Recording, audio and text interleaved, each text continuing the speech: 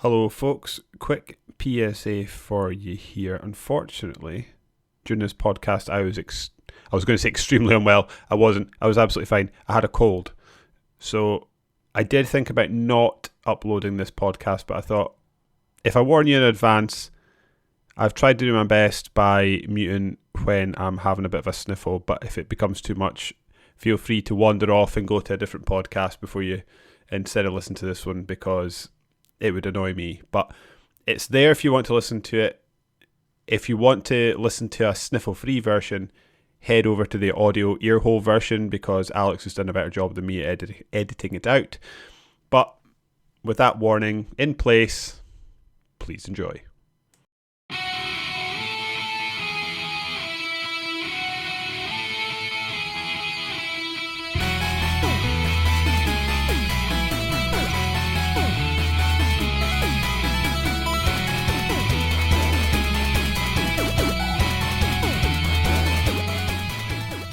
Hello everybody and welcome back to the Resurrected Winners podcast. As ever, my name is David and I did not think about this in advance. We're sitting spooky miles across from Mr. Alex Aldridge. How you doing today, Alex? Boo! I'm a ghost, Alex. It's oh god. I died and now I'm still podcasting in limbo. That's going to be our life. We'll just be graveyard ghosts in our little cemetery, curmudgeonly podcasting about, don't know, the other ghosts in the village, maybe, once we're dead. It's going to just be like written on our graves, Banjo-Kazooie was definitely better than Mario 64. For 1986. I will take that to the grave. So, we're in our Cadillacs, running over dinosaurs. Fucking right we are. Driving down the road. The summer of Resident Evil is dust in our rearview mirror as we So long, suckers. quickly, I don't know, career. Is it? I was wondering this, right? Is it career or careen? You know, if you're careering about, is it careering? I always thought careening? I thought it was potentially with an N at the end as well. So did I, but someone else. I heard it on it must have been a podcast, and they were obviously the de facto go-to place for correct grammar, and they were saying careering about, and I was like, I don't know if that's right, but anyway, we're careening towards Spooktober, I guess we call it. Is that what we call it? Spooktoberfest. Spooktoberfest, in which the Winners You gang get together to bling you a plethora of scary horror Halloween themed video games for your ear holes. Fancy. Or maybe a couple. Or maybe a couple. We're aiming for 2. Let's see if we can. I think we can do that easy. If we find a vein of, I was going to say if we, let's face it, if I find a vein of productivity, we might get more than 2 in. But I think, I don't know. Maybe. We did this in 2 days. 2 days. This game. So yeah, this game's a pretty short one. But yeah. If you've not read the title of the video or the podcast, what are we here to talk about today, Alex? On emotion, I mean, Luigi's Mansion, baby. The scariest of scary games. God, I was terrified.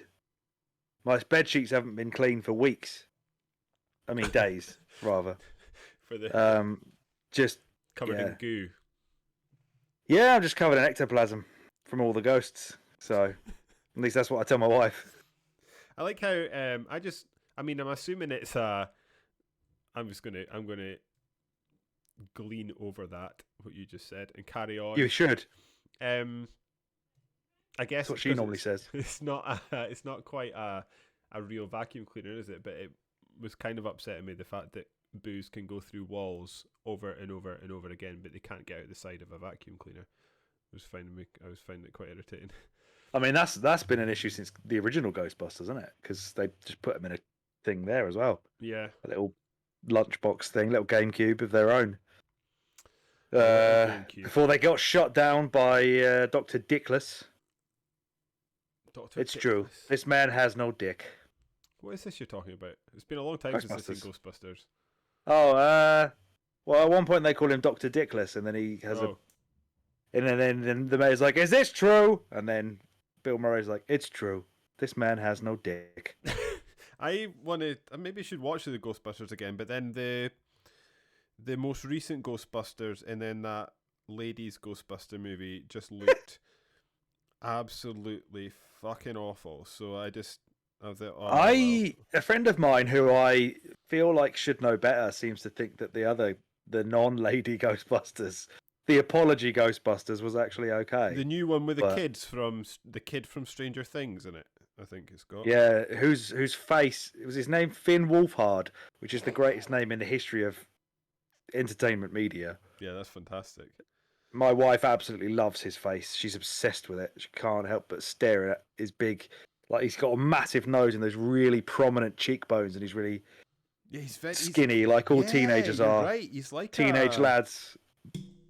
We've all been there. He's got a bit of a future as the Slender Man movie. He does, and he also does look a bit like a sort of late 90s PlayStation polygonal character about him. He could have been in that Alien advert that girl was in. Oh, the Scottish Alien girl. Had to mess with his face. Just stick him on there. Yeah, he's production himself. He's a walking SFX effect. Who needs CG when you've got this alien kid going about? Yeah, when you're a Wolfhard, you don't need no damn CG. I wonder what he'd be. I suppose, given that I just mentioned him prior to us starting to record, if he was to be a Luigi's Mansion boss, he'd be Slim Bankshot, wouldn't he? He'd have to be. He absolutely would. Slim Bankshot. Which I didn't know that was his name until now. Who doesn't make any bank shots. Doesn't even keep the fucking balls on the table. He's the worst pool player ever. And yet he's named himself after the game, and yet he can't even keep the balls on the table. Slim bank shots. Maybe he's slim because he does slim to no bank shots. Yeah. I don't know. How's he bank shot game at the moment? It's pretty slim. Yeah. So what have you been playing? Seldom Potter. Before we dive into Luigi's Mansion, what else have you been playing? Loads of Bayonetta. Because I've been on holiday, I've hardly spoken to you in games-wise recently. Well, that's it. I mean, talking about, as we were earlier, about, this game only took us a couple of days. It's not necessarily the playing of the games that holds us back. It's the getting together to do a podcast that stops things. Because we did play on Emusha, which I would say that we both enjoyed quite a lot. That was one of my favourite games that we played, I think, over the course of the summer. Really enjoyed it. Yeah. I mean, incredibly terrible wooden acting, satisfying gameplay, nice and short. The sequel, I played the sequel. Oh, did you? Sequel, which has not been remastered, like the version that we played for the original. Seems to be a better game in terms of its content. However, it actually has proper tank controls in those original versions. So whereas the remaster had sort of the remastered Resident Evil controls where you can kind of run around anyway, it's still fixed camera angles and stuff, but he runs automatically. That does not happen in the original PlayStation games. You have to hold down a button to run and stop and turn and quick turn and all that shit. Oh, do you? So it's a lot in the first one as well? It will be, yeah. Because that's interesting. We just didn't experience it. Okay, because they fixed it for our version. Slowly working my way through. Actually, not slowly, quite rapidly working my way through that Itchy Tasty book. Okay. Book, yeah, and it comes up that Onimusha had come up, and I remember I was thinking about it today. The release that it straddled games that used like Resident Evil games that were using tank controls before they moved away from it. Yeah, and I was like, oh, that's interesting that this sort of started out as a Resident Evil game that they decided to. Or it didn't actually. I can't remember now. Why this is bad because I'm just reading the book. But anyway, basically the. Well, he wanted it to be called Resident Evil with samurais, didn't he? Basically, yeah. That was his whole MO for making it. The director of the game, and it was probably in between Code Veronica and 4. Yeah, that's right. Yes, that's it. That's it. You've jogged my memory. It was Code Veronica. You're right. And I remember thinking when I was reading that, I was like, oh, that's odd that this game didn't have tank controls, but the Resident Evils were still having tank controls, but it does make sense that they would have had. I actually think, because I know that this is probably one of our most divergent gaming opinions there. But I wonder if part of it's nostalgia. I don't know. You can speak for yourself, but it could be partly nostalgia. I don't have the nostalgia for the Resident Evil games, and I'm sort of coming to them new this year and really enjoying them. I've going back and playing older Resident Evil games. If they've got the tank controls, my brain struggles with them now. Like, and I wonder, you'd be well in on your way to understanding it now, and it'd not be a problem anymore. I can get it, but it just takes me a minute. Like, I was playing Code Veronica last night, and it was just throwing me right off. And it's not moving about. Moving about's fine. It's the trying to get round the zombies that I struggle with. That makes sense. And I just find it like, I don't know. It's that, and I find it hard to quickly to react to situations. So like, and I don't know why, because this shouldn't be linked to tank controls, but it seems to just happen in tank controls game. Like when I was playing Code Veronica last night, and if a zombie would come at me, and I'd have to like quickly like whip out a gun or change what I had equipped, I just find that really difficult for some reason. I mean, I am sick, so that could be partly my brain's just working slowly. But yeah, it just that whole sort. They are definitely slower paced than. I mean, the action isn't necessarily slower paced, but definitely the character movement and turning and inventory management and all that kind of stuff is slower. Something we'll probably get to for Luigi's Mansion as well. Well, this is it. And we're talking about roughly the same era, really. Yeah. I mean, just to sort of finish that off, because like, and the reason I'm sort of linking it to tank controls, even though it's maybe not exclusively tank controls that was giving me the issue, is that I never felt I had that problem with Onimusha, and I never felt I had that problem with Resident Evil 0. But yeah, that's because they don't have tank controls. They don't have tank controls, but like it's still got the same. They have what do you call it, equipping items and things like that. And I don't know why I was just struggling with it last night. Yeah, but I mean, you should, if you want to fuck your brain about, play Onimusha like the original, because using tank controls to play an action sword fighting game is something else. Like I found it had a really strange lock-on mechanic. This is number 2 again. Mm-hmm. And he would seemingly lock on to anything that was near him. So if I had smashed up a guy and he'd fallen backwards and I wanted to carry on attacking him, if there was anyone stood up behind me, he would turn around and attack them, then leaving himself open to attack from behind from the guy that I downed who wasn't dead yet. So it was really tough to focus on one enemy because his auto-aiming was all over the shop.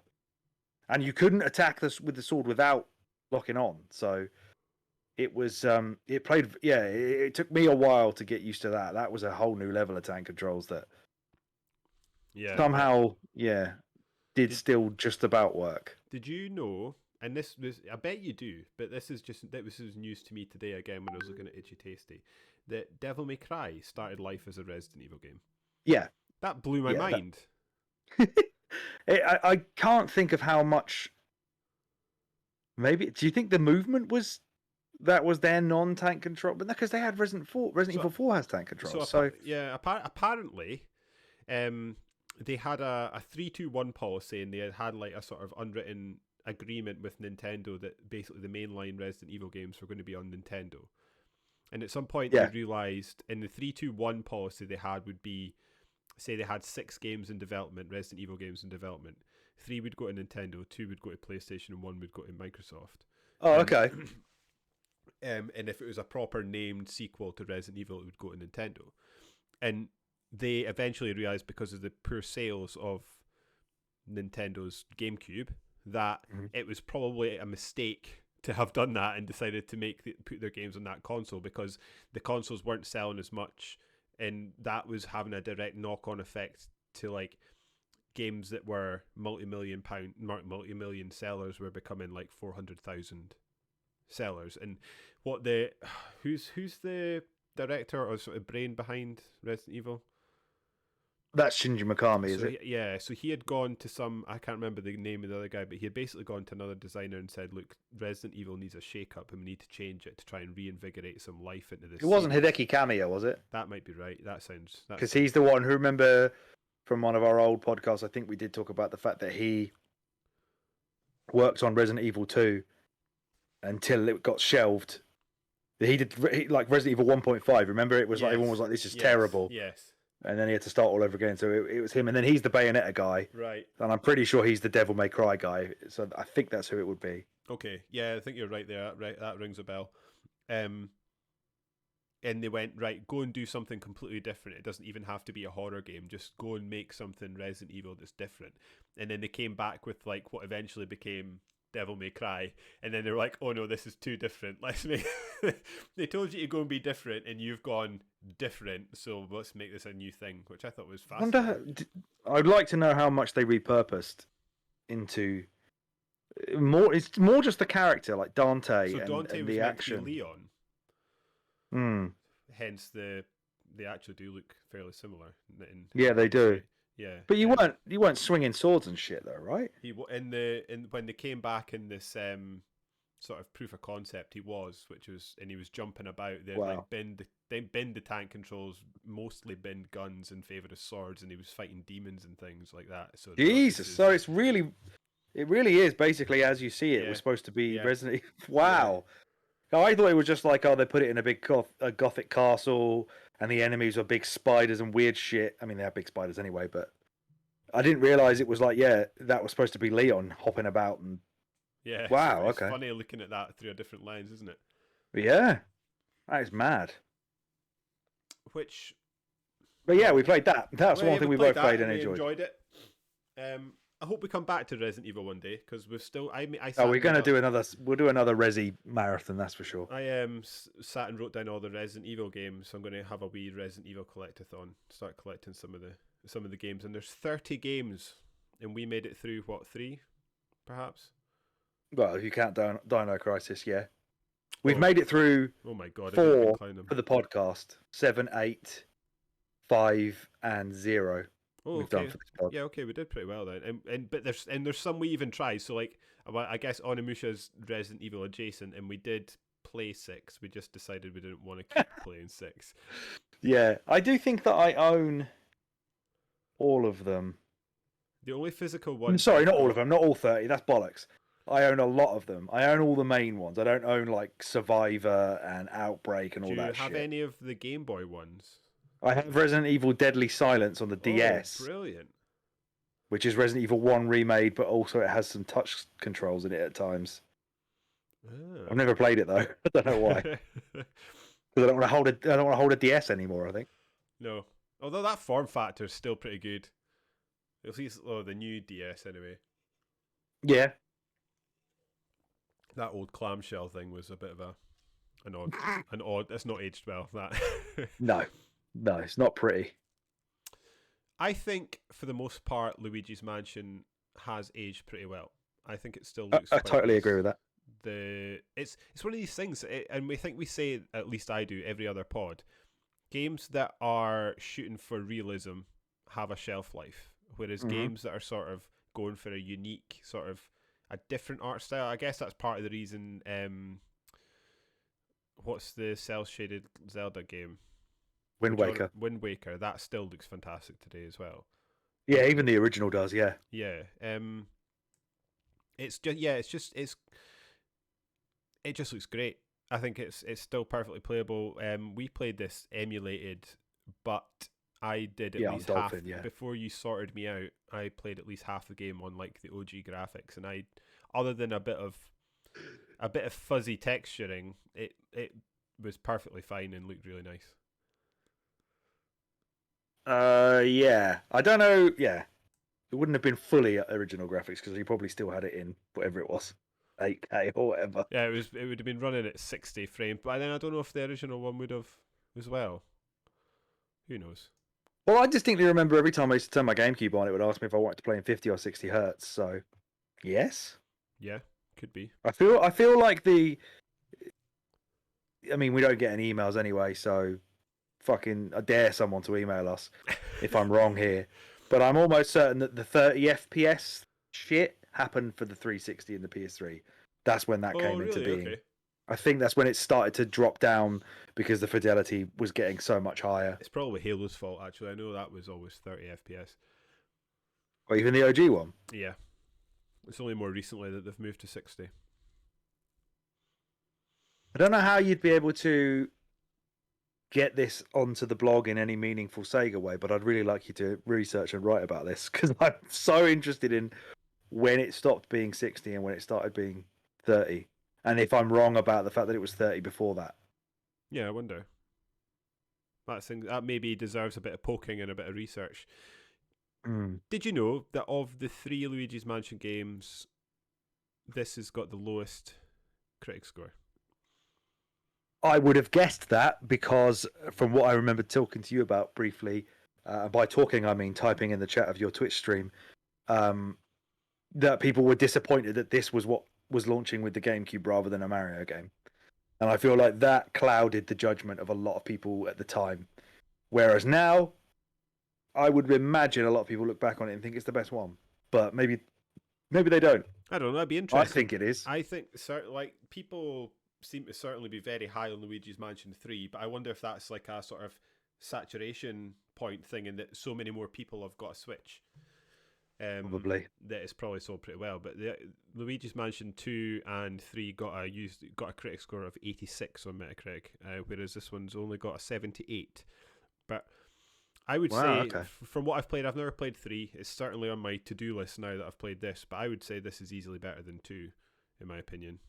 It's a lot more going for it than 2. 2 didn't seem to have any new ideas really outside of a few gadgets, whereas this is the most varied one I've played. For the most part, I also don't like, and this is maybe a controversial opinion, and maybe for the most part is a bit dramatic, but I'm generally not a fan of games that rely on the Nintendo gimmick. You know, like of recent consoles, all the consoles have had a sort of gimmick, whether that's the waggle, whether that's 3D stuff or whatever. Like the Luigi's Mansion 2 has got a lot of gimmicks and messing about with the 3D things, and it relies on that.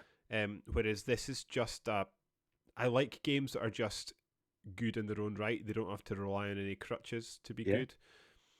I think I said to you as well, what this probably was leaning on in terms of, if you want to say gimmick, would have been the vacuum mechanic and the lighting effects they were now able to do with the torch.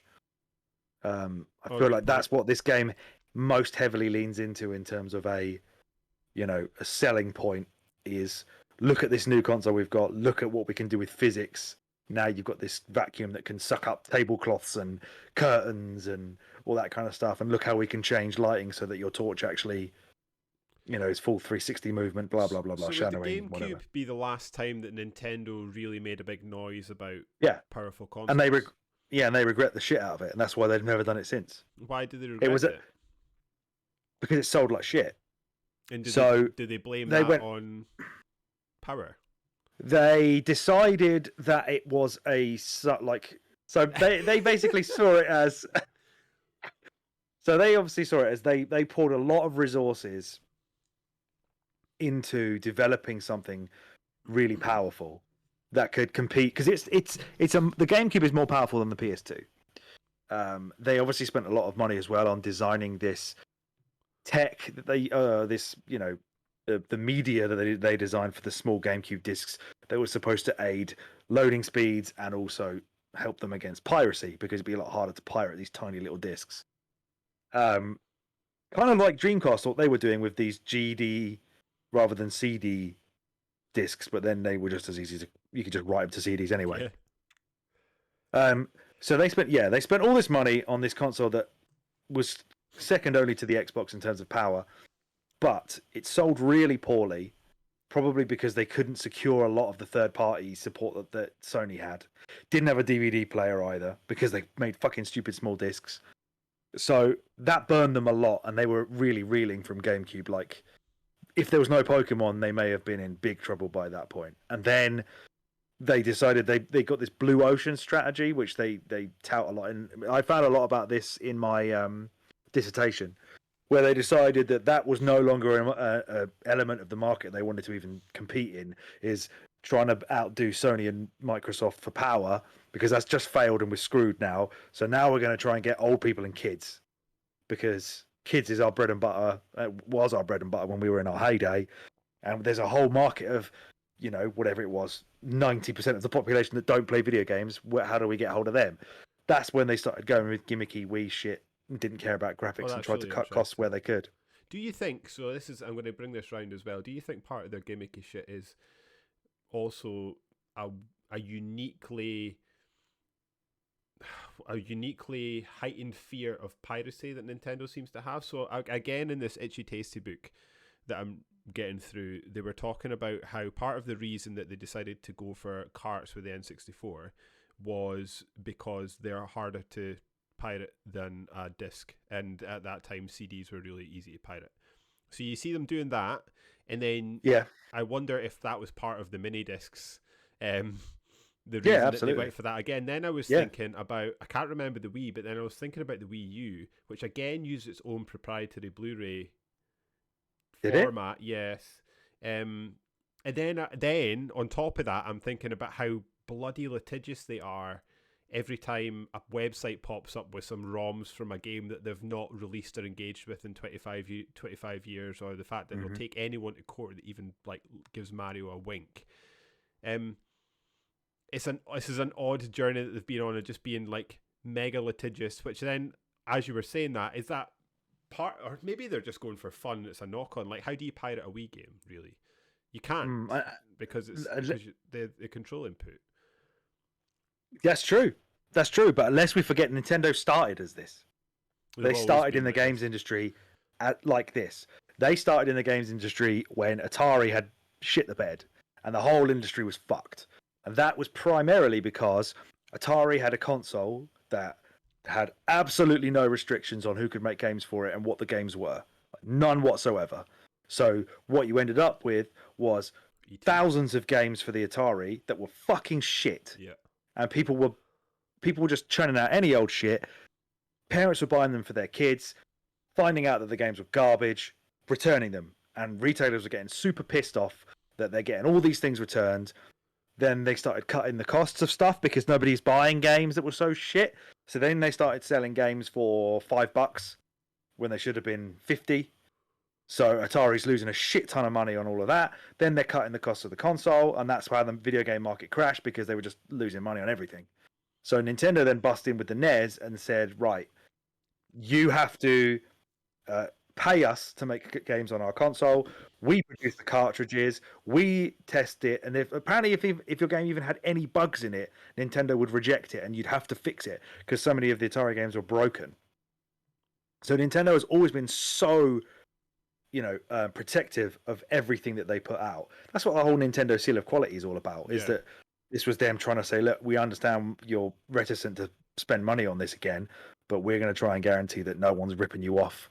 And then even then you had people trying to like reverse engineer their cartridges because they had security chips in the carts. They were trying to reverse engineer the NES. There's a company called Tengen that they took to court because Tengen started making their own carts and all that kind of shit. So they've got massive previous from the word go in the games industry for this kind of stuff. Was it that Sega book that we both got our way through that they were talking about how Nintendo would only give a certain amount of carts, or they would only allow right. They would say you can only release X a number of games a year, and that's why you get a lot of little pop-up companies that were actually like Konami subsidiaries because they just wanted to release like 6 games in a year rather than the 3 that Nintendo would allow them to. Exactly, because it was flooded. The market was flooded before that, and people weren't buying it, and it was getting reduced. So they wanted to avoid that. But yeah, it's mad, isn't it? Telling them how many they can release in a year and stuff. Yeah, and obviously taking a cost of what they sold, what they made on every game sold. No wonder they were absolutely booming by the time the SNES came out. But they certainly were not for the GameCube era. And now you look at the mobile games market and it's flooded with shit as well again. Yeah, and Apple are taking a cut of that. Yeah. They just don't do the quality control. They just can't be arsed with any of that. No. Neither does Steam. But slight tangent. I fucking love the GameCube. I think it's one of my favourite consoles of all time. It's got an incredible library. I totally missed it. So you'd have been like PS2, like every other cool person. Yeah, playing Tony Hawk, nothing but Tony Hawk, and Dave Mirra freestyle BMX. Yeah, the BMX XXX. No, that was on PS1, wasn't it? Yeah, but Luigi's Mansion. Back to that, was released on the 14th of September 2001 in Japan, on the 18th of November in 2001 in the US, and of the 3rd of May 2002 in the European Union. How's about that for a fucking delay for a console? That is quite a delay, isn't it? Imagine that now. What did you say? What was the Japanese one? Japan, it came out on the 14th of September 2001. So October, November, December, January, February, March, April, May. 8 months we had to wait for a console to come out. Yep. I mean, that's a PS5 waiting time now, but that's for a different reason. This was actually Nintendo not letting us have it yet. That is mental. That is wild. I didn't realise that either. But yes, as Alex has alluded to, Luigi's Mansion was a launch title for the GameCube and was the first game in the Mario franchise to be released on the console. And it was apparently the second game ever to be released in which Luigi is the main character instead of Mario. Do you know the first one? It's Mario is missing, isn't it? You've nailed that, yep. On the SNES. I've watched a Let's Play on Giant Bomb of that. Have you? That Yeah. must have been fun. That was quite cool. It's an edutainment game, isn't it? Yeah, it's unlike anything else that has ever been released with Mario on it. It's a very odd game, but Looks interesting. awful. Yes. Let's get this out of the way because I guess it's not the core part to this game, but it's probably worth mentioning. So I'll give you guys a quick run through of the plot, and then we can have a quick chat about it. So Luigi finds out that he's won a mansion in a competition that he never entered. Alarm bells should be ringing at this point. This sounds like a fake call. Send me your bank details and you've won this competition. This is the guy who bought my Blink-182 vinyl on eBay and then never paid me. Did he not? No, he asked if he could delay the payment until yesterday. Still didn't pay me. Sneaky bastard. Reported. Yep. After telling Mario, the pair agree to meet at the mansion that evening. Upon his arrival at the mansion, Mario is nowhere to be found, so Luigi enters Ed Mansion by himself. And once he goes in, he is found and attacked by a ghost. Luckily, however, he is saved in the nick of time by a scientist called Professor Elvin Gadd. After retreating to Gadd's lab, which Alex rightfully noticed is almost definitely an outside toilet, Gadd explains that the mansion is supernatural in origin and only appeared a few days ago. Gadd also informs Luigi that he saw Mario heading towards the mansion, but has not seen him since. Once he learns of Mario being Luigi's brother, Gadd arms Luigi with his ghost hunting equipment, which is the Poltergust 3000 and the Game Boy Horror, and Luigi re-enters the mansion in search for Mario. As Luigi and the player explore the mansion, they gradually discover that King Boo has made the mansion and has invented the mansion, created the mansion, something like that, and as well as a false contest to trap the brothers, and he has indeed successfully trapped Mario, who he has placed inside a painting. Eventually, Luigi forces a showdown with King Boo, who is in a sort of robotic Bowser outfit, and upon defeating Boo, Luigi is able to escape and rescue Mario, then use the money collected throughout the game to build himself a nice new house. The story's garbage. I have questions. It's quite fun. I have questions. Go. Shoot. First of all, Luigi is the winner of the mansion. Yes. What a thoughtful gesture to let his brother know and invite him to come with him. Yes. However, his brother is a greedy cunt and decided he was going to go there a couple of days early. I'm going to bust in. All right, house thief. Well, you got what you deserved. Pick in his bedroom. He also took a gang of toads. Do you think he was just pissing all over it to mark his territory? He also took a gang of toads. Do you think he was just Luigi was just going to turn up and Toads just Mario's He's got the fucking locks. Yeah. Sorry, mate. Squatters' rights. What a fucking prick. And then also, speaking of pricks, Gad's just been watching him. Yeah, he just stood and watched. Oh, by the way, mate, some bloke came here 2 days ago, went in, I haven't seen him since. Maybe he's just, having a really big sleep, but also, I've not gone in to check him. I mean, I know I live in the toilet that's just across the grass, but I can't be bothered to go in and help him. Now he's your brother, we might as well rescue him. But if you hadn't showed up and you weren't his brother, I'd have let the cunt stay in a painting. Like don't give a shit. Yeah, it's like, he's your brother. Well, we better do something about it then, because otherwise he was done. He was done. I mean, I know the house didn't even exist before a few days ago, so I was just one man in a porta cabin by himself. I didn't think, I thought that was weird, but when a man went in there, I thought, I hope somebody comes along to see what's going on here. Otherwise, nobody will know. Could have phoned the police. What a could have scumbag. checked, could have looked for a light going on. Nah, was not worried. Nah, not even the slightest. I mean, maybe he did spend all of his time building the... Yeah, maybe he Good saw God. Mario Do you know the going, name of it? The Poltergeist 3000. No, the other thing that neither of us can say. Game Boy Horror? No, the big machine. Oh, I don't know what that's called. The Ghost Patreon subscriber-ifier or whatever it is. Maybe he was making that. It seems quite complex. That's an odd sort of like, I don't know, what's he got, like it's like a 3D printer that turns ghosts into paintings. That's an odd thing to have. Actually, now I think about it, he's got his art gallery of ghost paintings that miraculously an empty disappeared, that emptied themselves. What has he got? So hang on. And where are these ghosts supposedly meant to have lived? The mansion didn't exist. So what are these paintings of? Somebody thought, if there was a mansion over on that big empty patch of grass over there, I wonder who would live in it, and I wonder what they'd look like as ghosts, and I wonder if I should paint them, and I wonder if I should put those paintings up in this fucking gallery in the fucking outhouse.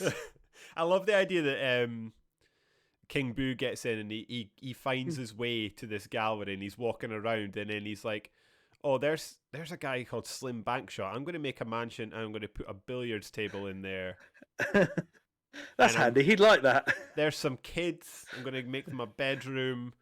This girl looks like she wets the bed, so let's just stick her in there. Like, we've got a guy that likes to on the ceiling, so if she does wet the bed, it will just drip to the floor. She won't get wet. Yeah, that's gravity will sort that out. That's true. Maybe that's why she's upside down. Yeah.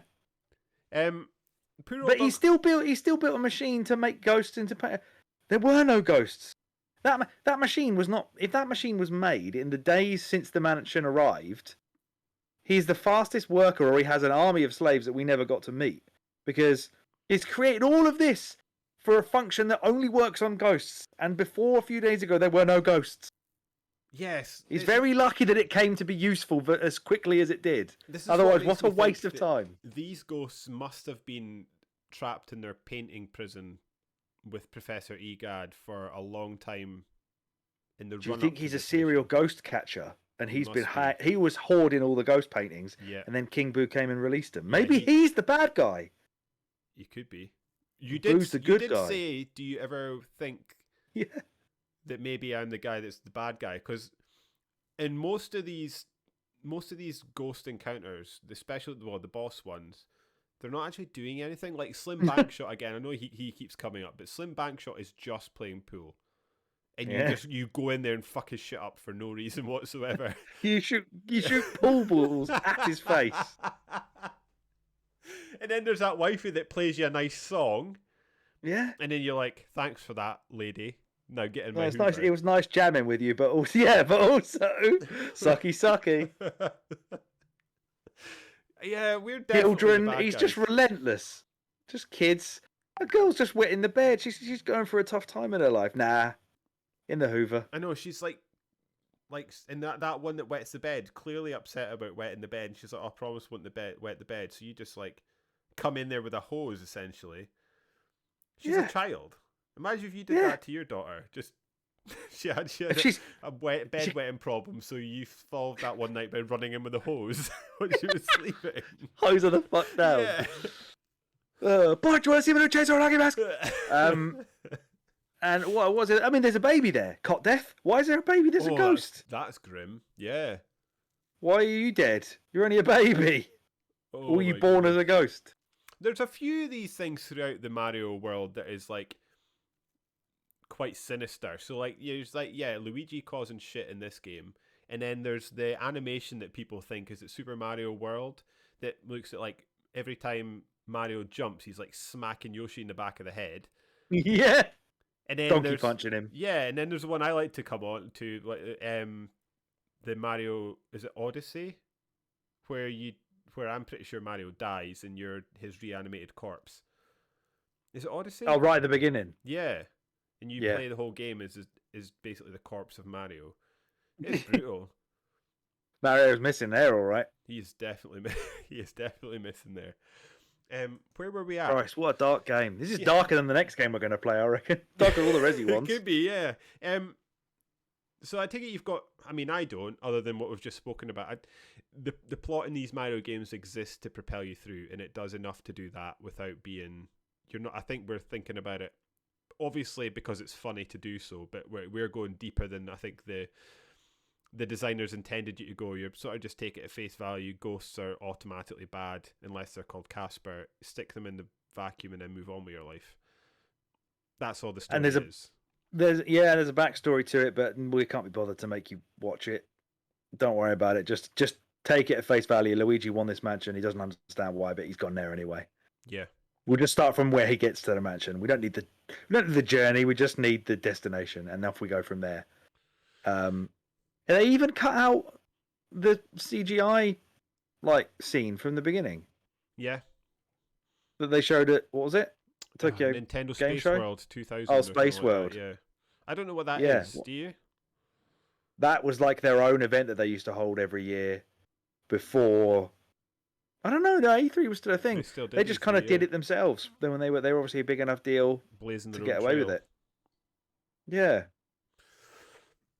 Showing off Wave Race to applause. Yeah, this continually surprised me how much Wave Race is like popular. It's way more popular than I assume it is in my head. It definitely has like a nostalgia factor to it, where there's only really been a couple of games, and I remember that one. Interesting to obviously see in this Space World footage that the OG Zelda. It was not cel shaded. Yeah, that never ever came to be. I guess they kind of treaded back towards that with Twilight Princess, but that was just I mean, most of that was just demo footage of nothing. Well, yeah. So we will loop back around to that, but apparently, I'm assuming by the time Nintendo Space World came out, because they had sort of changed. But initially, Luigi's Mansion was just a tech demo. It wasn't meant to be a fully fledged game. And they were doing things. They were like testing out Mario characters in dolls' houses and things like that, and trying to like different control inputs and things like that. And eventually, at some point, they decided to move it into this haunted mansion. And given the footage at Space World, I'm assuming that they had already made that decision by that point to make it into a game, because that looks pretty finished and pretty complete and pretty accurate to what they ended up with. Was there actually any gameplay? I didn't see any. I didn't. Did you? No. Just the sort of opening sequence. So maybe it wasn't. It could be. I mean, Wikipedia claims it was post that, but then the game came out. Okay, fair enough. If it was Nintendo Space World 2000, that's a year before the game came out. You've got to think at least something was in the works by that point. Yeah, you're right. I guess it had to be, Yeah. A quick rundown of the gameplay. So the game takes place over 4 stages, with players able to access the training room and an art gallery, which will eventually be repopulated by the paintings. Well, it's an empty art gallery, repopulated by paintings of ghosts as the game progresses. Did you ever go in and have a look? Never once. What's the point? Not after I was forced to. Yeah. In each stage, players control Luigi as he explores the mansion's rooms and hunts down ghosts within, acquiring keys to get through locked doors and eventually dealing with the boss ghost hidden at the end of each stage. I really enjoyed these ghost battles, and I really jived with the fact that each one had its own unique puzzle that you had to try and work out. You basically just had to work out how to annoy them. Yeah, absolutely, yeah. And then move on. Yeah, they were really good fun. I mean, what did he do? He shot ice at a woman having a lovely hot shower. Yes. Opened the curtains on somebody trying to put their makeup on so she'd get the wind blowing on her. As we already discussed, he ruined Slim Bankshot's billiards game. By launching billiards at his face. There's the one where you steal that boy's dinner. Yeah, that's true. Yeah, he's just trying to have a lovely dinner and you just suck it away. How do you annoy the kids, Henry and Orville, the two ones that go about? They actually want to play hide and seek, don't they? That's right, yes. So you basically cheat in hide and seek to annoy them. And they get raging because you don't stick to the rules. Yeah. I think so. No vacuums are allowed in hide and seek. That's a golden rule. No. To do all this, Luigi's armed, as we said before, with a vacuum cleaner called the Portugus 3000 and something called a Game Boy Horror and a torch. How did you find the gameplay loop in general? Was it good, bad, simple, overly simple, just enough? It is relatively simple. In that it is a very a very streamlined experience. I suppose that should be expected of Nintendo, that they don't want to waste your time stopping you from playing the game and getting into the action. Every time you get a key, it tells you immediately what that key does and where it is, and off you go. You can go straight to the door. That's one thing I wanted to bring up, actually, was the Game Boy Horror. Given some of the games we've been playing over the last summer, the way the map works in this is great by comparison. Yeah. It's not. I only wish you could scan over the map and look at the room names to just help me figure. Like when you have to go to the wash room or the wardrobe room, that would actually make things a bit easier to find your way around rather than going every room one at a time. Yes, I agree with that. Yeah, because there's a couple of times that EGAD told me to go to like the wardrobe room, and I was like, I don't even know what that is. Yeah, don't remember being in it. No. Yeah, that'd be good. Now, the other thing I wanted was I would be quite nice if the room changed colour when you had figured out if you had got everything in it, because I initially thought it was doing that, but I think maybe it was just because of the area that you were in. Yeah, it was you that rectified my assumption of that as well by saying that's just the area that the rooms become unlocked in, which was a bit of a disappointment. Yeah, I mean, very minorly helpful. I don't really understand much of why they coloured them that way. There's no gameplay reason for that. There's one part where like you could kind of only get to the left side of some of the floors through one certain way. I think that's going up the stairs and through the door. Well, there's that. And then the right side, you had to go through the lower door. There's that key. And the key you never found, yeah, like that thing is that's the thing. I guess it just became at the end. I was trying to round up the booze, and you watched me. I did a sweep through every room I had found. I did, yeah. And never found. I was 2 booze missing. But then, so like looking back at what you did, you found a key that I didn't find, and you found an extra boo, which makes me think there's hidden rooms that I missed. I genuinely don't know how I would have got that key that you didn't, because that key opens such a critical door. Yeah. To stop you having to go a long way round. I don't know how you didn't find it. I'm gonna say that again. I don't know how you didn't find it. I was looking up, like, try to find some fun facts about this game, and apparently you can get to King Boo without having caught all the ghosts, and that's another thing. I can't figure out how you're supposed to even do that. Because I thought that the last ghost before King Boo he's the painting guy, and he gives you the key to that, and he's kind of like a mini boss. Yeah, he spams all those different types of ghosts that you one after another. You get all the sort of regular type ghosts fired back at you, don't you? Yeah. How did you find the booze? Well, I don't know if I actually answered your question before, but I do love the gameplay of this. As we said, it was relatively simple, but it's just one thing. This is the best example in the Luigi's Mansion franchise of one mechanic that is expanded upon through what they allow you to do with that one mechanic, rather than the subsequent games have just thrown more mechanics on top of it. Whereas this keeps things very limited to, you've got the vacuum cleaner. Yes, you can do some things with elemental stuff like fire and ice or whatever, which is pretty simple puzzles. It's pretty shallow though, isn't it? It's very... Yeah. But as you said earlier, it's the way that you have to figure out how you can get to the stage where the vacuum cleaner is now the weapon you're going to have to use to suck the ghost up. Other than that, but before that, you're trying to figure out how you can, as you said, annoy them, which is what I think is this game's strongest point, is that there's the variety is built around the core mechanic of the vacuum cleaner, whereas the subsequent games, the variety is on top of the vacuum cleaner, and it's X-ray vision or the Luigi thing from Luigi's Mansion 3. It doesn't complicate things. It just I guess dilutes what makes the vacuum as fun as it does. So yeah, this is something in this game. I was trying to think back. I sometimes find it difficult to sort of put myself back in like the 2001 mindset, but so I don't really know if it's very unique. But there's no upgrades and leveling up in this game. You what you have at the start of the game is roughly what you finish with. Obviously, with the medallions aside. It's interesting. I don't think that. Yeah, I think the money. I swear the money has a use in other games outside of buying him a house. and you can upgrade stuff with the money. But don't quote me on that because it's been a while since I've played them. Apparently, I wonder if I've written it down.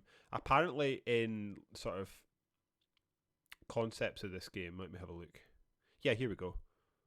No, maybe that's not the right bit.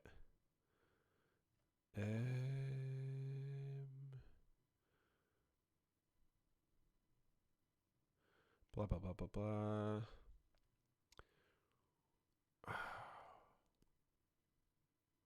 I can't find it, but maybe I've written it down somewhere. Maybe I'll find it and be able to bring it back around. But yeah, we're talking about that in the lack of leveling up. Apparently, in a sort of concept for this game, they had introduced RPG elements which would affect what ghosts were doing and ghost placements in real time within the map.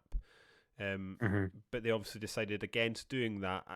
I wonder if the game's perhaps better for that because there's a simplicity to this that I think's quite nice.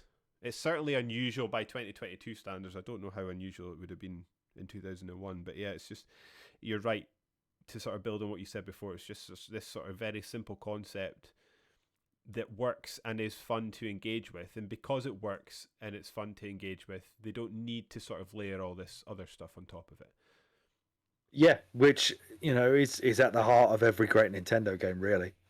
Yeah, it's why Zelda never had RPG, despite the fact that Zelda, the original Zelda, copied the fantasy elements and the style of contemporary RPGs that were coming out of Japan at that time, like Dragon Quest, for example, and maybe Phantasy Star as well, but maybe that was a bit after that. But they very specifically did not want to have leveling up and all that kind of stuff. That's why they give you items in a Zelda game that's their way of giving you level up. Like, oh, now you've got a bow, or now you've got a slingshot, or now you've got a whatever. Yeah, that's what they wanted to do, rather than overcomplicate things there as well. It's all about core gameplay. It's all about keeping it, as you said, simple and focused. How did you find? So one thing I never managed to figure it out for some of the ghosts, but each sort of ghost type had its own unique way that you were supposed to capture it. And there was so I noticed, there's the big blue ghost that would sort of come at you and then smack the ground. Yeah. It wasn't until later on in the game that I noticed that if you let him smack the ground, then shine your torch on him, he doesn't disappear as fast. And then when I started joining that together, there were certain points in which you should shine your torch on each enemy that would allow you to catch them better. But there were some of them I just never figured out. The ones that were eating the bananas, could not figure out when I was meant to fire my torch at them at all. Whenever I caught them, that was pure luck. Yeah, getting near them was pretty tough because it's always just a minefield of bananas to have to wade through. And then they start dragging you around into the bananas. Yeah, that's the only tactic I ever really picked up was, as I think I said to you, is to let them drag you away from a pack if you're getting ganked. Yeah, that was smart. But other than that, tactics, probably didn't come into it as much as I did. Tend to try and turn the light off a lot and just wait to see if I got attacked because they would thing I learned from come at me earlier. Yeah. Yeah. The boos, as you mentioned, not as enjoyable as the ghosts. They're just more of an annoyance. I found it annoying. It was more that when they would go into another room, they didn't always go into another room that was sort of easily gettable. There was sometimes it was locked. Yeah, sometimes it was locked. Sometimes you had to go through 2 other rooms to get to the room they had gone into. Yeah. It just became, there was one that you watched me do where it was such a chore because one of the rooms I had to move through was a room filled with dust. And I've been there myself. Just going back and forth through that area, and eventually you realise, you don't need to hoover all this up. You can just zap yourself on the roof, but it was still a hassle because you had to hoover up a dust pile, at least one dust pile every time you went into that room to walk through, and then you'd maybe get one little health point down in the ghost from 300, and then you go back run to the through room a wall again. But at least they were different, I guess. They sort of added a different sort of dynamic to the game.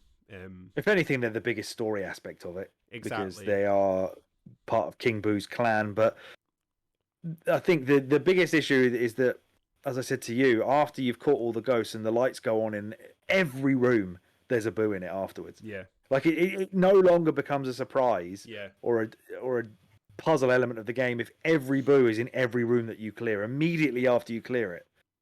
Yeah. I do think there probably had to be some sort of Side mission, maybe. Boo-like. Well, Is that what you even mean? just like a Boo-like character, because Oh, I see. Yeah. it's the only enemy type that I can think of that sort of joins the mansion together into one cohesive whole. Each other ghost is sort of stuck in the room that they're in, meaning that Yeah. each room is its own thing. And I think without the Boos, maybe you could argue that the mansion doesn't feel like a proper mansion and just feels like individual areas That's that a you're fair moving point. into. That is a fair point. The Boos tie it together in a way, but I just wish it did it slightly less frustratingly, I think would be. Why do they have to have 300 health? What's the point of that? I mean, that's just overkill. Yeah, Considering you can take maybe 20 off at a time and then you have to leave the room and go into a different one. Yeah, That's totally. just like, it's way too much. The elemental medallions, I think we've kind of touched on it already. They were perhaps a bit simple. I mean, like, you've got They seemed a bit of an afterthought, really. Yeah. They didn't use it. They didn't utilize it very much. And really, they didn't really change anything. I.e., like, other than maybe lighting the candles, whether Or it was putting the out water, a flaming door. the fire, or the ice, they were all the same thing. Really, just different colors. Like, you got ghosts that were weak to certain things, didn't you, throughout the game? And your interaction was still the same, depending on no matter what medallion you had. It was still hold the left LT and fire it at the ghost, and it would sort of be damaged in the exact same way. Yeah, and then that adds another element of backtracking into things if you don't have the right element and you have to go find it. That's one thing I will say for the subsequent the subsequent Luigi's Mansion games is that they definitely, the additional mechanics they layered on top of it were utilized a lot more than these were. But this has more variation in the type of ghost that you're after. Oh, really? Rather than That's quite interesting. I don't remember the other two having really that many different types of ghosts at all, other than maybe a boss one. I could be wrong. I could be remembering it incorrectly, but I remember especially the second one. It's just a lot of like normal ghosts, but you've got different types of puzzles based on what kit you've got.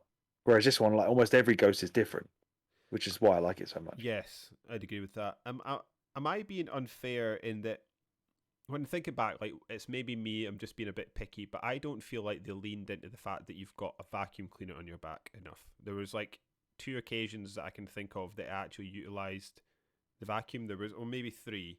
There was when you suck up the dust in the ground. There was when you suck up the ghost's dinner. And then there was the ability to like pull tablecloths and stuff. So there was like a couple boos that you could find by pulling a tablecloth off, because you could see them sitting under the tablecloth. I would have liked to see maybe, but then when I'm actually thinking about it, like, if someone went, what is it you want from that? I'm not sure. I just wanted to feel more like I was using a vacuum cleaner than I did. But maybe I'm just being picky.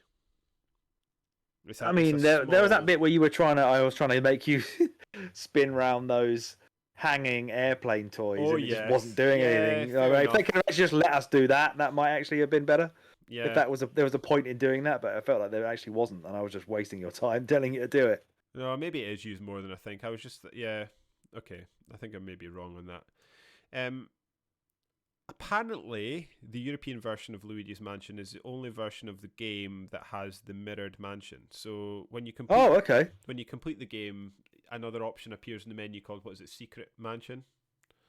Hidden, maybe? Hidden Mansion, that's right. And in the European version, it is the same mansion, but everything's mirrored. And then to add to the difficulty, which all 3 versions of the game have, they have, your poltergust is 1.5 times more powerful. The ghosts have more health, and the bosses apparently do a bit more damage. So like Orville, I think you take more damage anyway. Right. As well. Okay. So like there's like the rocking horses when you're in the baby level, they're harder to avoid and things like that. Okay. But so all of them have a harder mode. Just the European one's the only one where it's also mirrored. Yes, that's correct. Right. Yeah. Weird. Wonder why. Yeah. After having looking at the release schedule, I wonder if it's just that we've blueballed these lads enough. Let's just give them something extra. The development of the game, it was quite hard to find a bit of info about the development of the game. It's quite thin on the ground, which to me just suggests that it was perhaps just a straightforward development cycle. But it was initially revealed, or reveled as I've written this in my notes, at Nintendo Space World in 2000s, and it was used as a technological demo to showcase the graphical capabilities of the GameCube. So this consisted of FMV footage that didn't end up being included in the final release. They probably should have. I don't know why that is. No, I they really probably don't should have understand included that weird sort of zombie-looking Luigi. It's interesting. Brilliant. I love it. I wondered if... So it's in my sort of facts at the end here, but let me see if I can, again, quickly find it. And I wonder if this is partly why they dropped it. So there was... In earlier versions of Luigi Mansion, there was a timer on the HUD. So according to Nintendo Power Magazine, this was because Luigi had only 24 hours to save Mario. It was never explained what happened if he failed, but fans have speculated that Mario, along with the mansion, would have disappeared or that Luigi would have been possessed. The speculation is based on leftover ranking files in the game's data. 3 unused renders show Luigi holding a flower and looking depressed, him looking unhappy and making a peace sign, another of him making 2 peace signs. I wonder if you failed... he got possessed and just sort of became part of the mansion ghosts. That sounds like a timer for the whole game. Imagine playing 23 of the game's 24 hours and then failing. Yeah. What do you have to do then? Start all over again? Yeah. I mean, you're obviously going to be locked into a save that's going to not work. Yeah. That would be terrible. Yeah, it's maybe a good thing they've decided to get rid of that. Get rid of that. That's an awful idea. Yeah, so the original plan for Luigi's Mansion involved a game where the levels revolved around a large mansion or complex. Tests were later done with Mario characters, as we've mentioned before, of Mario characters in dolls' houses and the likes of that. But the initial footage of Luigi in the mansion is apparently just a graphic showcase and nothing more. But it was eventually decided to transition the graphic showcase into a full-fledged game, which would become Luigi's Mansion. Once this transition was made, Luigi was selected as the main character in order to keep the game original and new. The other gameplay ideas such as ghosts and the ghost-sucking vacuum cleaner were added at a later point. Older concepts of the game, such as this is the role-playing system that I was speaking about, which made real-time changes to the rooms as well as a cave area located underneath the mansion, were scrapped due to the inclusion of new ideas. Of these new ideas, like the vacuum cleaner, etc. Okay. Luigi's Mansion music was composed by Shinobu Tanaka and Kazumi Totaka, and as such contains the Totaka song, which we have discovered apparently is in every game that Totaka is involved in, which is really even if he's not the sound director. Yeah, it's really quite fun, that. Yeah, it's here quite it is. Fun. Good job. It's my favourite version might be the Zelda one is good. I think that's maybe the best. The Link's Awakening one's great. Yeah. And then but this fits the melody best because it's good. Kind of a spooky tune. Yeah. It's not. It's a bit off. Not tempo, but like it's halfway through the notes just don't seem to fit properly. It almost goes a bit flat on itself. It's really weird. Yeah. So in this one, you find the Tataka song by waiting on the controller configuration screen at the training room for about 3.5 minutes.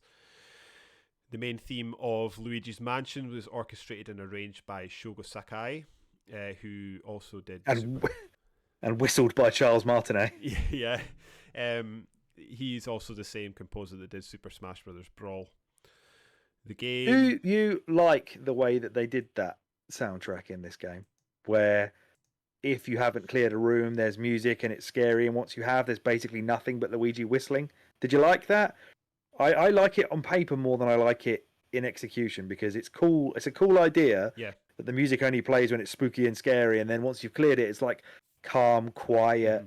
Luigi's more relaxed whistling. But hearing nothing but whistling for 90% of the game is actually kind of annoying. Yeah, no, I'd agree with that. There's also instances in which there's a bit where you go up and down the stairs in one of the areas, and the transition is really quite sharp between light and dark. And it happens that wound me up over and over again. What that area resulted in me though doing would be like Luigi would be like whistling and relaxed, and then the animations would cross over so that like he would be simultaneously whistling and being scared at the same time. And Yeah. that bit was sort of grating on me a little bit because he's like whistling and he's supposed to be relaxed, but he's clearly shitting himself. Yeah, because he almost starts humming it as well, doesn't he? Yeah. Halfway up the stairs. Yeah. And he whips his torch out. That bit really wound me up as well because usually you'd be going from one floor that's cleared out and all the lights are on to another floor that's cleared out and all the lights are on, but there's just a staircase with some bats in it, and you can never clear it out. I didn't understand that. They drove really me nuts. weird. Yeah. The game doesn't have many voice actors. It's only got the two that I could find. Well, other than the sort of like, I couldn't tell. So, see, Professor Egad, was he speaking in Japanese or is that like Simlish gibberish? I couldn't tell. I think it's a mix of both. But as I said to you, how did I even find that out? Because I found out something about his voice, and where did I find that out? Right. So.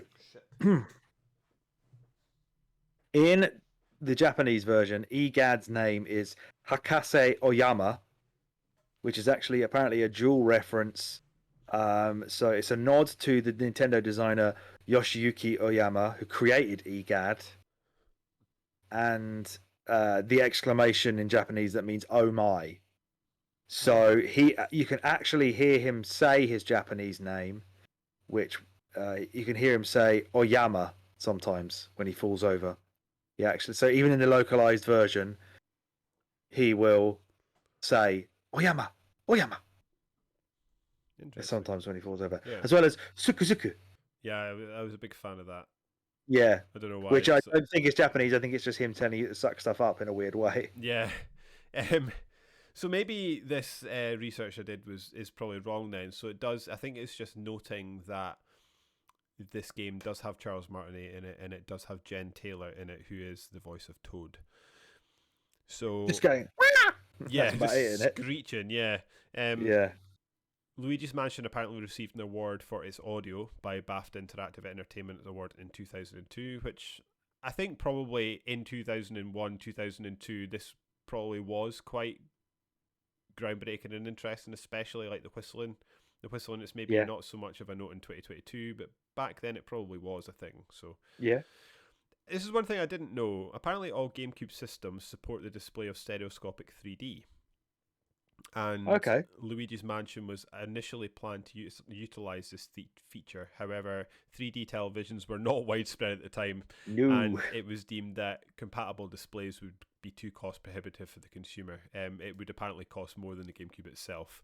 So as a result, the feature was not enabled outside of development. That's a shame. It's quite cool interesting that even back then they were thinking about 3D and messing about. They were desperate, weren't they? Yeah, that was a Virtual Boy hangover, I think. Because I think Virtual Boy wasn't too far before this. I think. Let's have a look. Virtual Boy came, 1995. So no, it's way before that. Then I guess I was like to say 5 years isn't that long, but I guess that's an entire generation, isn't it? That's thing I've never ever had my hands on a Virtual Boy. Have you? There was one at Play Expo, and I didn't go near it. I don't know why. Thought it might give me a fucking migraine or something. Get pink eye off it or something like that. Yeah, also that. Yeah. Commercially, Luigi's Mansion is the most successful GameCube launch title. That's a heavily caveated. Yeah. Like it is the most successful game that was launched that also came out on a Sunday at 3 p.m. It's damning with fake praise. Yeah. What were the other launch games? Oh, I don't know. Let's have a look. This is great chat. GameCube launch games. It must have been Wave Race. Must have been in there. I think which is that's a good Wave Race game. The best one, I think. We have. You can tell me if they're good or bad because you probably played most of these. Luigi's Mansion, good. Super Monkey Ball, that's good. I've played that. Brilliant. Wave Race, Blue Storm, never played that. Good. All-Star Baseball 2002. No. Batman Vengeance by Ubisoft. No, I never even heard of that. Crazy Taxi, apparently.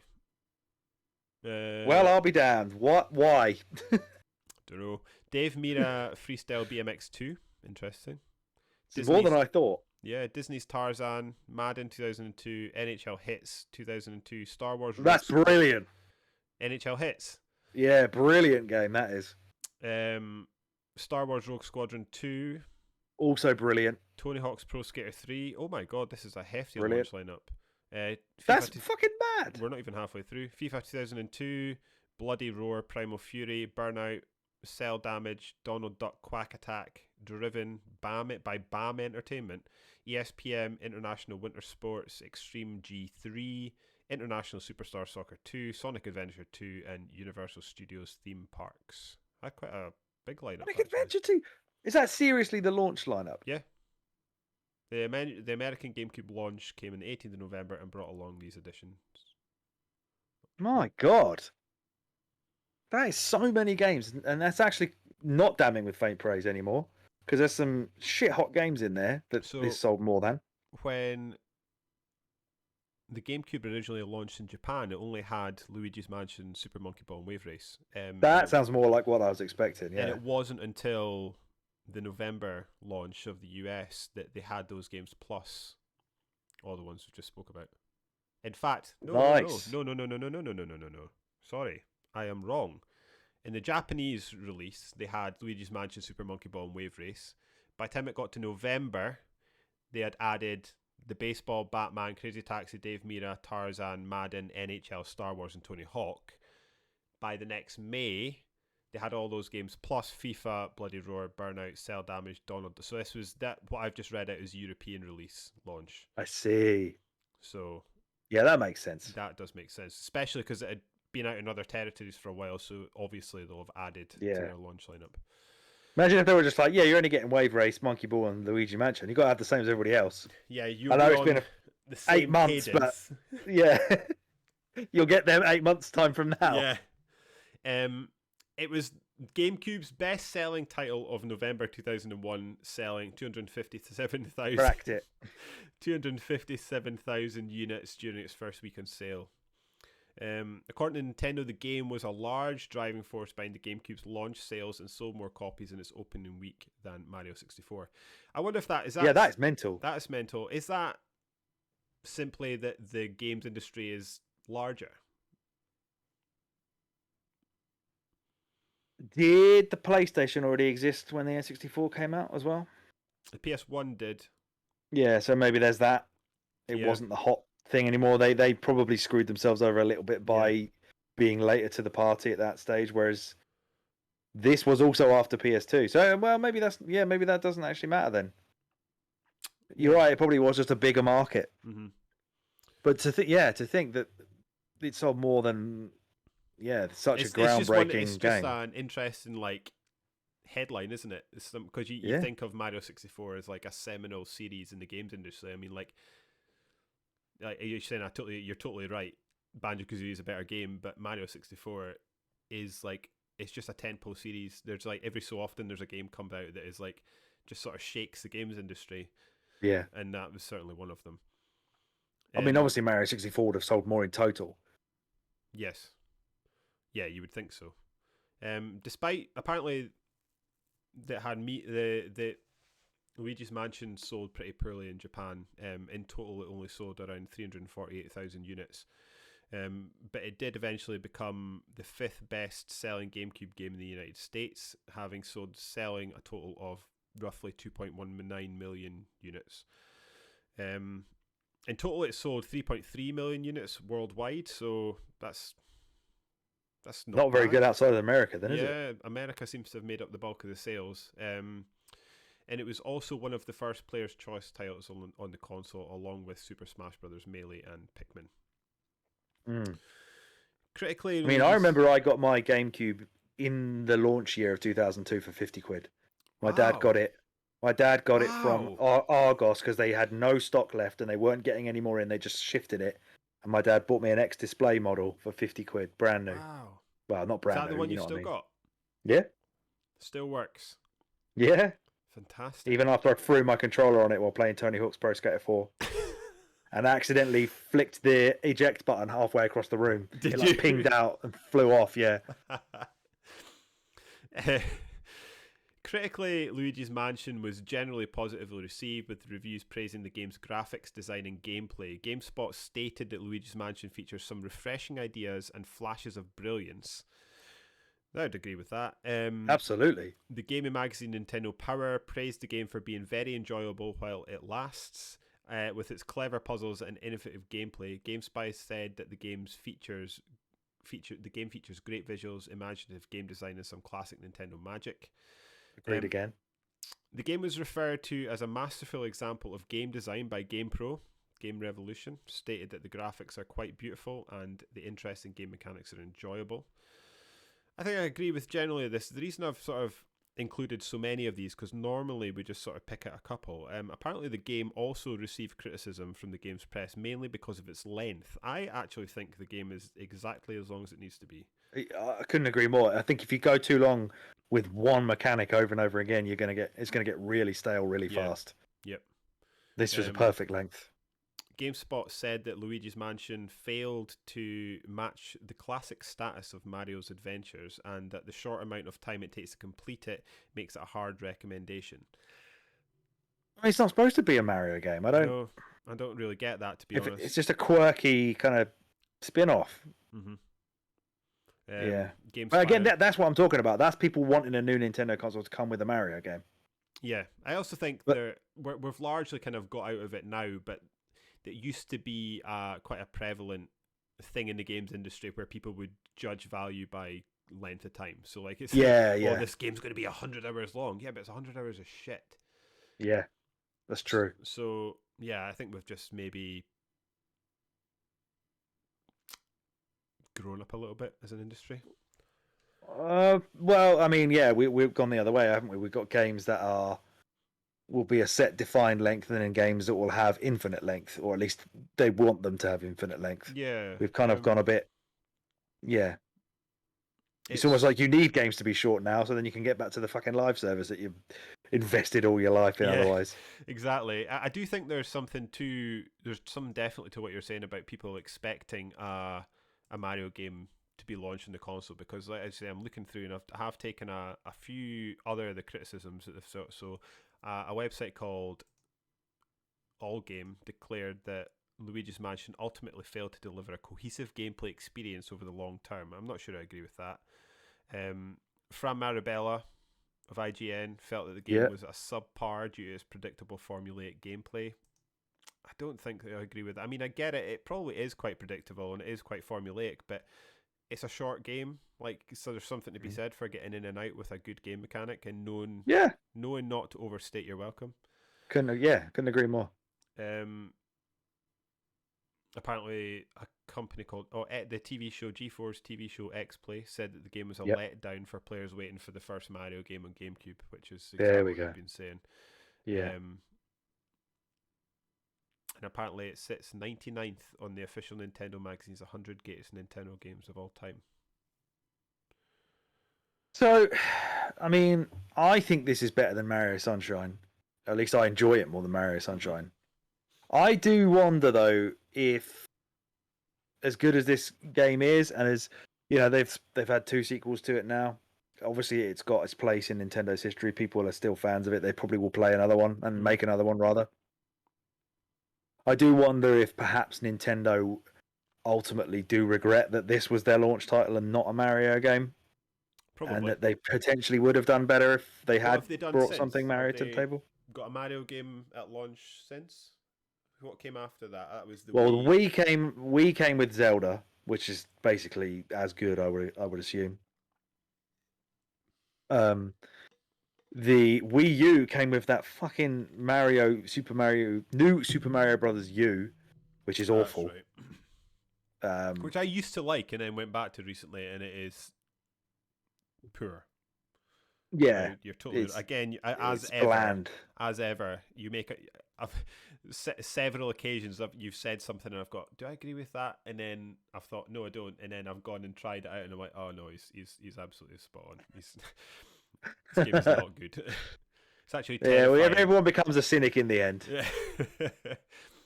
And then obviously Switch came with Breath of the Wild, so they've seemingly tried to have a Zelda or a Mario at launch of everything since. Yeah, you're right. So I Interesting. think maybe Yeah, I they think they potentially probably do have. regret that they didn't have that ready, Yeah. and it probably did affect the low sales because, especially in Japan, it sounded like it did really poorly. Well, yeah, and I guess this is another thing that, like, sort of like public perception can settle in, and whether it's accurate or not can do damage. So, if people were annoyed of the lack of a Mario game, that whether it mattered or not, that does matter, if that makes sense. So like the other examples I can think of is, remember when the Xbox One was meant to have that DRM stuff that stuck, and eventually by the time Yeah, the console got into its life cycle, that wasn't true, but that still would stick, and people would still think that's true, and it was still a negative point against the console. Another we thing. we, we didn't have a lot of social media back then, so I think if this was now and a console would come out now and came out with a Luigi spin-off, people would absolutely shit all over it. Oh, for Even if sure. the game was good, which it is, but it would go down like a lead balloon in 2022 if this was a brand new console and Luigi's Mansion had never existed beforehand. So this is another thing that I've been learning from the Itchy Tasty book, where they were talking about at the period that the Resident Evil games, mainline ones at least, being on Nintendo, was an attempt to offset, is because there was a feeling in the games media and the gaming public that Nintendo consoles were for children. Yeah, And absolutely. this was an attempt to try and offset that, and I guess, and then Is apparently, this the Capcom 5? Is that all of that yeah, stuff as well? Yeah. yeah, and apparently they were talking about that's part of the reason that people didn't like the graphics choice for Wind Waker, because they were making it look like a cartoon rather than Yeah, yeah, shooting yeah. for the graphics. So, like, I guess in a 2022 lens, you look at it and you think, what idiots, this game was clearly beautiful and clearly nice, but then you forget the mindset of the public at that point. Just find that Entitlement's not a really new thing. interesting. Yeah. Yeah. I've got some facts for you, Alex. Do you want me to fire some at you? See, you can tell me if they're good, bad, rubbish facts. Yeah.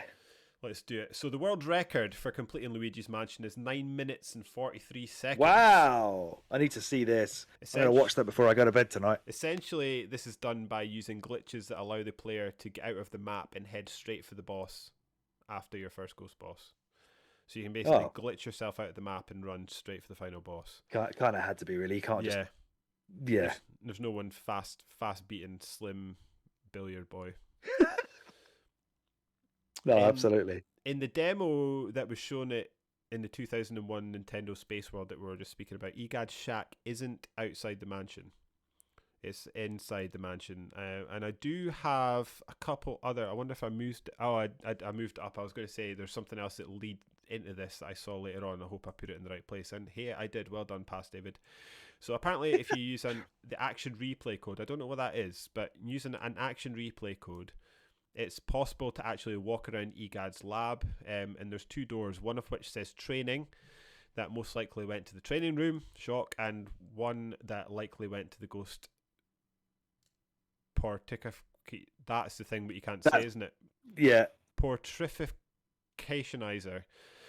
There's also a functional ladder, but it doesn't lead anywhere. It's supposed to be to do with portraits. Oh, all right.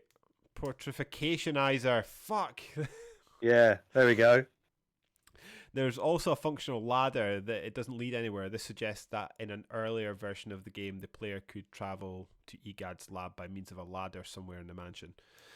Oh, right. I think Action Replay, by the way, is like a Game Genie or that kind of shit. Right. Okay. I've got an Action Replay cart for my Saturn, but that's actually a cartridge that goes in there. It must have been like a disc that you put in beforehand, and then you swap the discs over, and it probably like unlocks cheats and dev mode and stuff like that. Got you. There's a model in the game of a tall, faceless, twisting creature known only as ELH.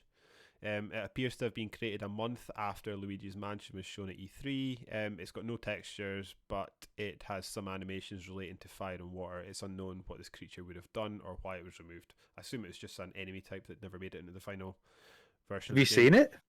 Yeah, there's pictures of it. I will send Does it look freak? Is it like the most horrifying thing that's in the game, kind of thing? Or is it just look like nothing? I'll let you see it. It looks like, I don't know, how would you describe this, Alex? Where's the... You're going to have to use some words here because I'm struggling. I'll bring all my best words. Bring all your best ones. See what you think of that.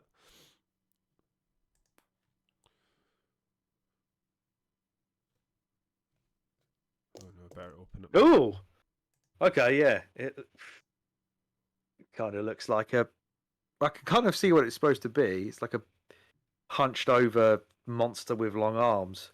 Yeah, it's odd looking. And some, I don't know, intestines showing. It kind of looks like a shitty cloud standing up. Yeah. Very weird.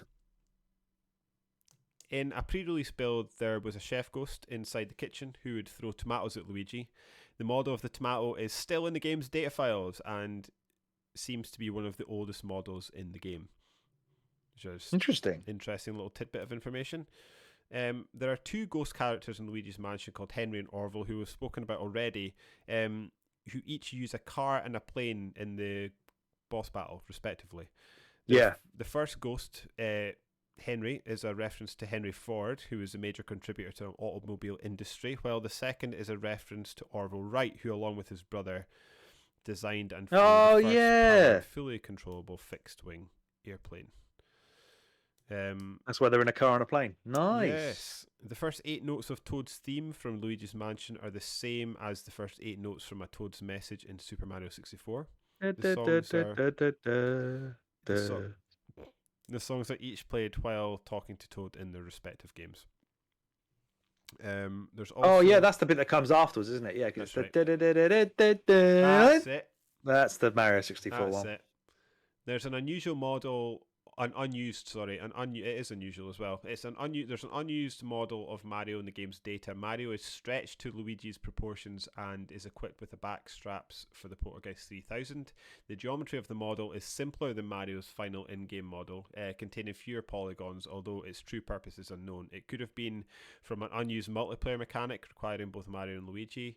The model was stretched out presumably to fit Luigi's skeleton so that Luigi's animations could be used on the model. The model also uses Luigi's gloves, presumably to make his animations handling the Poltergeist 3000 more accurate. I also wonder if he would be an unlockable playable character when you complete the game. That would have been good. Yeah. If they could just let you play it as Mario, but I don't know. Yeah. That would absolutely stink of the fucking Mario Galaxy jobby where you play as Luigi and it's almost exactly the same. Yeah. Just he's skiddy. And then the last one was the earlier versions of Luigi's Mansion, which had a timer and a HUD, which we've already spoken about. I think overall, Luigi's Mansion is it's more than a good game. It's a great game. I really like it. Seemed to be underappreciated in its time, perhaps. Is that too much to say? Yeah. But then apparently the GameCube seems to have been largely underappreciated in its day as well. Yeah. Especially even the Zelda games of that period too. As we've spoken about a couple of times. Certainly Mario Sunshine is a bit of a black sheep of that franchise as well. I think as a whole though, two things I've taken away from this. One is I now need to go play Luigi's Mansion 3. Yeah. Which seems to be about 18 hours long. It seems to be a lot longer. It's pretty long. I played most of that in co-op when I went on holiday with my nephew, and I loved it. What's the co-op?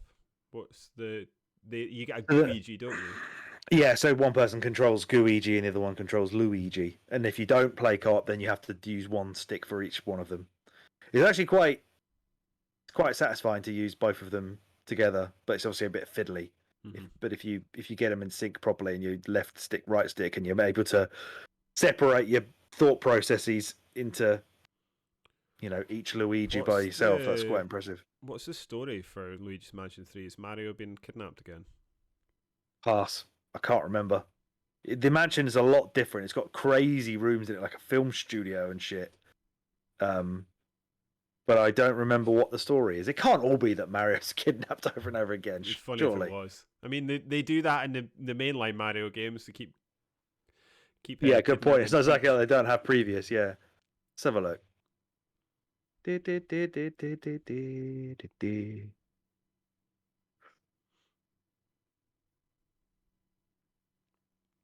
Are there any? Oh, they go to a resort. Ah. And then Luigi wakes up during the night in this resort to find that the hotel's been deserted. It's been transformed into a haunted building. And then King Boo's being a twat again, and he's imprisoned all of Luigi's friends in portraits. So basically, yes. You just save each of them one by one that time. Are there any particular ghost enemies that stick out other than Billiard Bill, of course? We both love the music, the pianist. That was one of my favourite parts of the game. That was so good. That was magic, that was. Yeah. You got to suck up every instrument till it plays a full sort of little mini orchestral version of the Mario theme, which is great.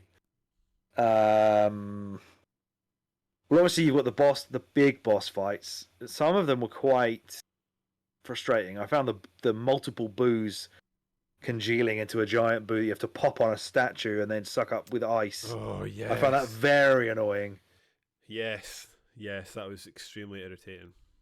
What were the others? So you had the baby was one. What was the second? The girl that would wet herself. Oh, Mr. Grimley or something like that as well.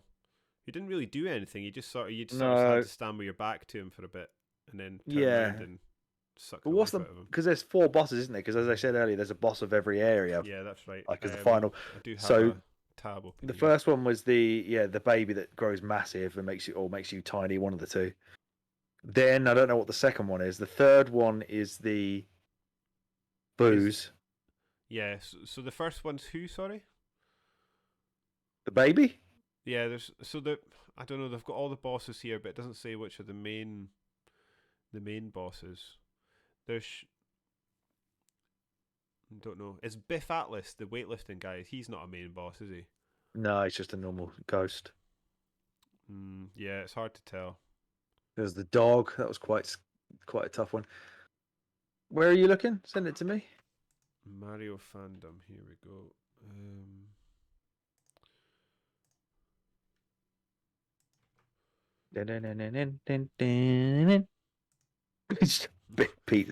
Big picture of King Boo. The one that I remember that jumped out at me that might be Bogmire, you know. It's I'm quite pleased that I did it, although in hindsight it's not that difficult. Was Shivers the Wandering Butler when you get to a point where there's just like a floating candlestick going around the place, and once you light it, he runs off, and if you follow him, he goes. Yeah, I really liked that. I thought that was very cool. The next area. Yeah, I think it was that Bogmire. It's the one where it's like loads of purple monsters that he has like loads of shadow versions of himself. When you're in you get transported to a circular arena. Oh yes, okay, got you. What else you got? That's it. I guess we just sort of bring it to a close now. Any outstanding thoughts on this game that you don't think we've covered?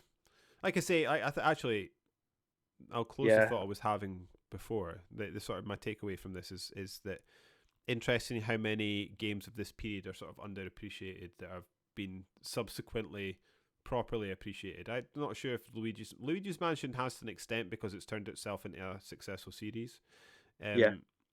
I still don't feel like Luigi's Mansion 1 gets the love it perhaps deserves.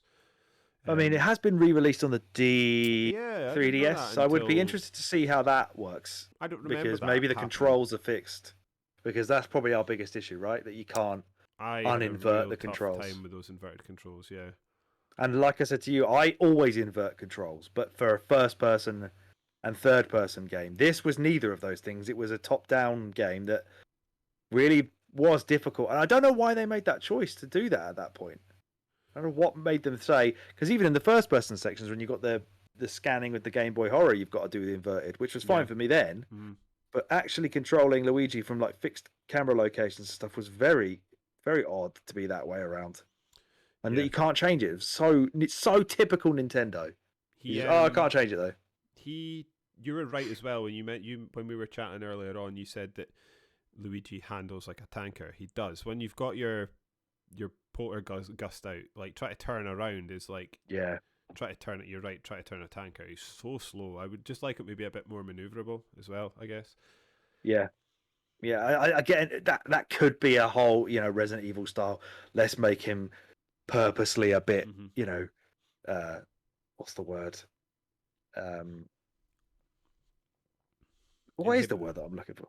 I don't know. know. You just kind of inhibit the What's the controls word to when you try like? and ratchet up tension. Yeah, basically, yeah. Oh, the word's right on the tip of my tongue. That's doing my head in. Cumbersome. There we go. Probably not even the right word. No, I think that's. Uh, I mean, it fits. he's a bit cumbersome to control, purposely, as you say, to inhibit your ability to just breeze through the game. If you could turn on a dime all the time, I don't know. But yeah, the controls are probably the thing that's aged the least well, I'm trying to for think. want of a better phrase. It's Metacritic of 76. I might sit around there myself, maybe a 7.5. I don't know if I'd quite go to 8 with it. Maybe I would. I don't know. I think it's just got enough of the sprinklings of Nintendo Yeah. magic, as you said earlier, to give it an 8. And I actually think the length of the game is a bit of an asset. I think if this was a Yeah. 10, 12 hour game, it would be worse for it, for sure. It's a fun game. just a lovely time. It's just a lovely, simple time. Not in keeping with horror season at all. No, but other than the basic premise of being ghosts. Yeah, so what we were doing is we're trying to have a bit of a range. So like when we were chatting about it, to me, our other choice for a game would have been like one of these walking simulator story games. So I'm glad we went with Luigi's Mansion. It's something different. It's horror adjacent. It's certainly feels like a Halloween game. Although when I was looking up, like obviously when the releases were coming out, at no point during its 3 releases did it come out at Halloween. So it's an odd. Are you sure? Well, it was 2 November. What was it? 2 Novembers and a May. Oh, sorry. You mean this game? Yeah, sorry. I'm almost certain that either the second one or the third one came out on Halloween. Oh, you might be right. I don't know.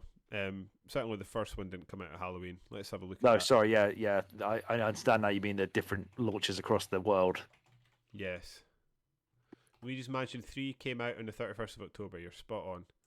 And Luigi's Mansion 2, 20th of March.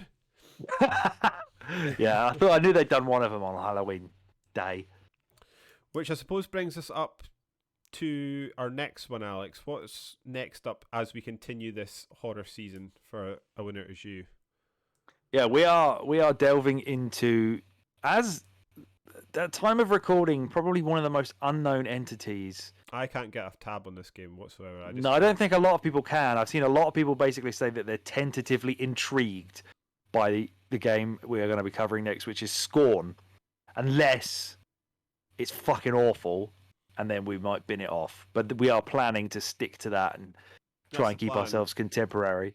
Yeah, because it's been a while since we did a recent game, I think. Yeah, we've gone very retro this year. It's for a lot of the year. Yeah, so I was watching so there was a recent sort of demo that was going. I don't know if it was available to the public, but it was certainly given out to streamers and games media. And it's about half an hour to 40 minutes of a demo of Scorn. And even having sat and watched that, I still don't really get a feel for it because I don't know. I've seen a lot of people talking about dread, and like when I've been reading like blurbs about how the developers want to make a scary game that makes players sort of dread what's around the corner. I didn't see that in the gameplay I was playing because I didn't really see any. There are guns in the game, but this demo didn't have any that I saw.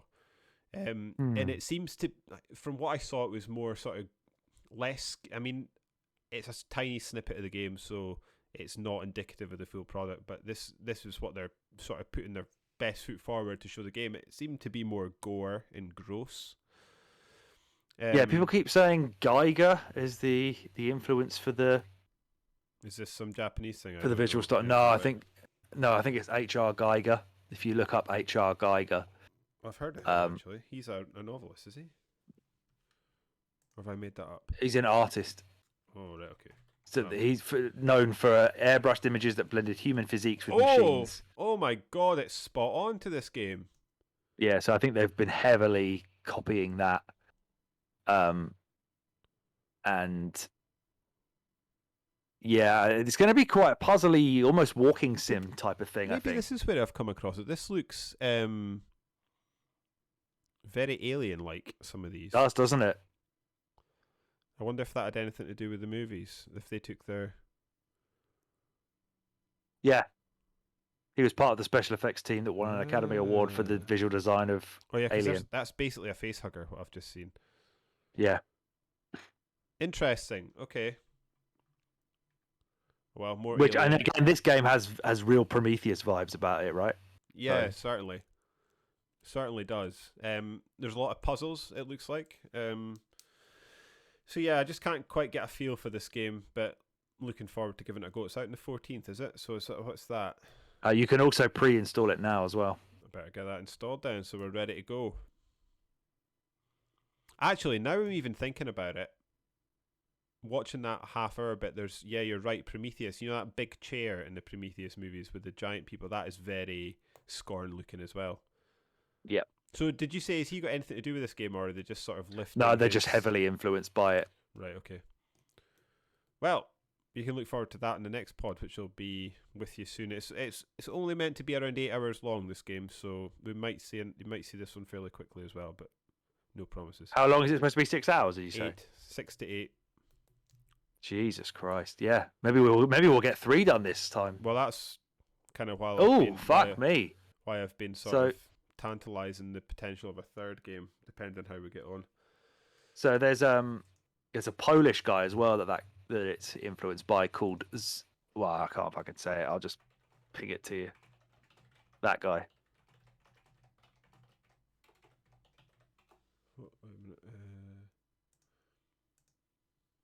Oh my god, what is that? He's painted some real fucked up stuff. I would call that Zdzisław Biksinski. Let's have a search for him. Oh yeah, I actually quite like some of that. So do I. I very much like the weird. You got that one where it's like almost like a corner of a room and loads of stuff, like skeletons are almost like stuck together in a train coming out of a wall. Seen that? No. Oh, yes. Yeah, I do see that one. It's like a weird face. Yeah, that's really weird. Yes, so you've got that to look forward to. So I guess that was Luigi's Mansion.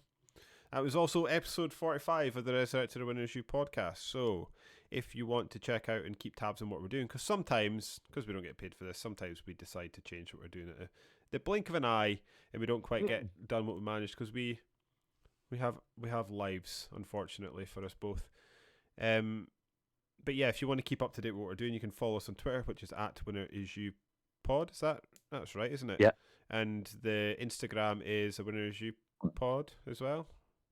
Podcast. A Winner Is You. It's something. Okay. If you search for A Winner Is You on Instagram, you'll probably find us. And if you want to send us an email, please do. Alex has laid down the challenge. You can send us an email to awinnerisyoupod@gmail.com. And that's it, Alex. We've made it to the end of another episode. We've survived just about. The horror is intact. The horror is underway. And we've escaped the mansion. We've left Slim Bankshot in our wake, ready to take on the next challenge.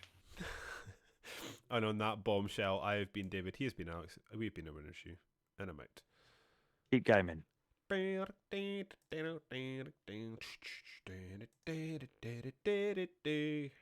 Ding.